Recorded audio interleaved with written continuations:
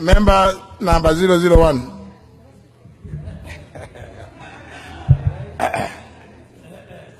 Honorable Speaker, if these gender top-up slots will be for our daughters, our sisters, our wives, and our mothers, then I do support 100%.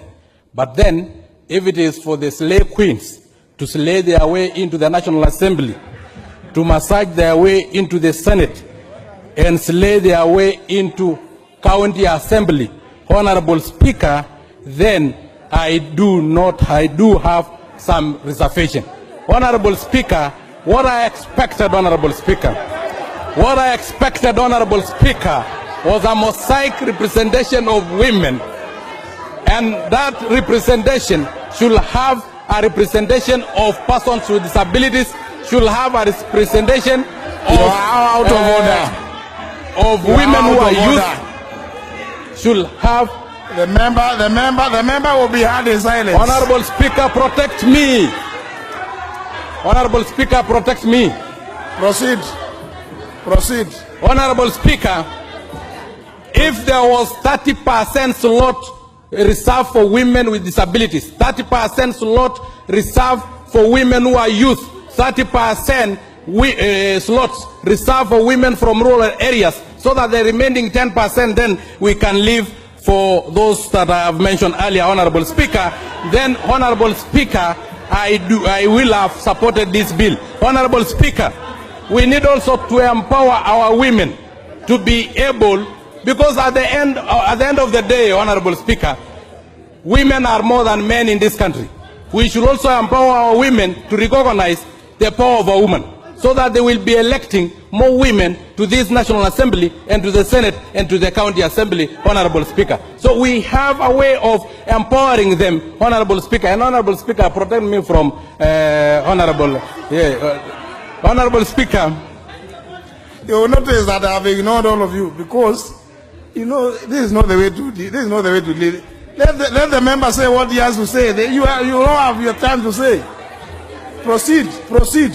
Honorable Speaker, I may have irritated a few members. I don't know where they belong, but Honorable Speaker, what I'm saying is that the gender top-up we should come up with legislation so that we know who will be nominated to these slots, so that, Honorable Speaker, we have a correct representation. Honorable Speaker,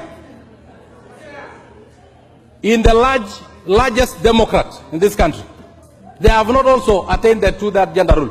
The American, for instance, and so on. So, Honorable Speaker, even us, we are crawling, and I'm sure we will achieve very soon this gender rule. And Honorable Speaker, we should also recognize that men are endangered. The boy child, we are no longer discussing about the boy child. So when we talk of this gender top-up, of course, at the moment we are thinking about women, but in future it may be for men. And that is the reason why I should support, but with reservation, that these slots should be given to the mosaic representation of women instead of a few category of women.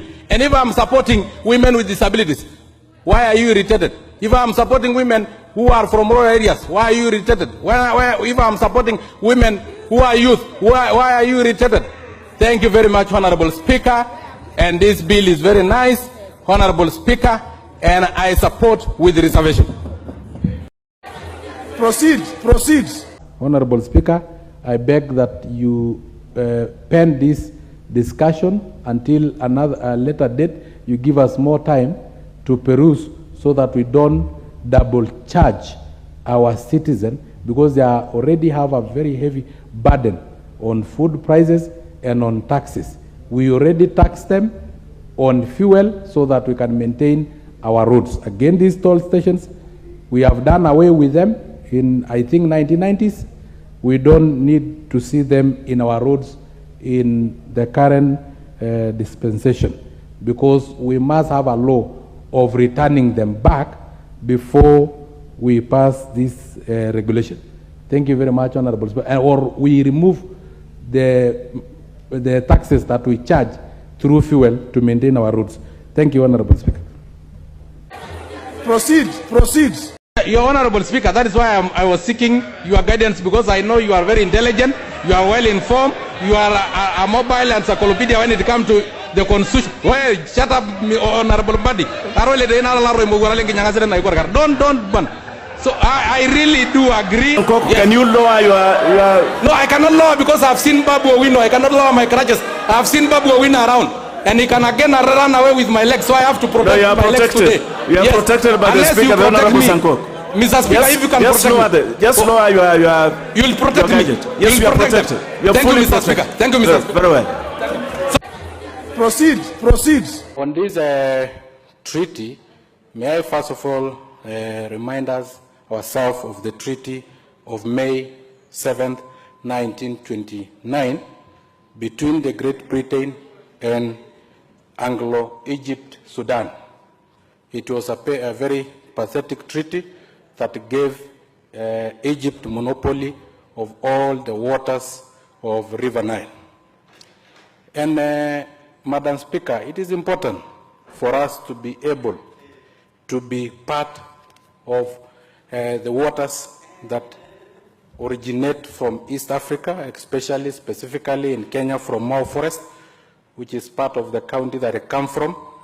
And Madam Speaker, if all countries that are involved are brought on board, it will bring a lot of impact in terms of geographic, hydrographic, hydrological, climatic, and ecological, and other factors of natural nature that affect the waters of River Nile.